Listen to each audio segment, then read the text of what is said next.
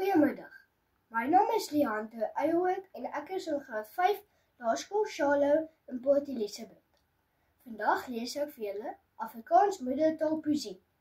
My stuk se naam is Middernagmuseum, geskryf deur Jaco Jacobs. Middernagmuseum. 'n museum is oud, stowwig en koud. Dis mos wat almal verwag. Maar dalk moet jy kom kyk hoe kyk dit lewe om middernag. Die ridder sê huis, rek sy litte verhuis. Vanaand kan hy waggies daar dalk.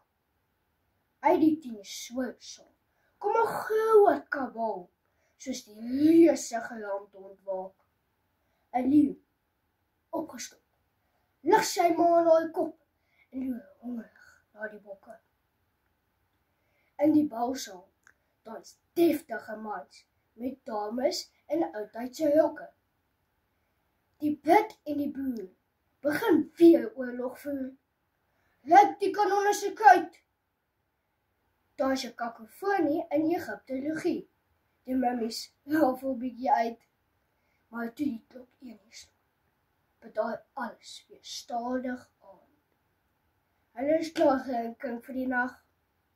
En die museum lyk weer oud, stowwig en koud. Want dis mos wat almal verwag. Baie dankie.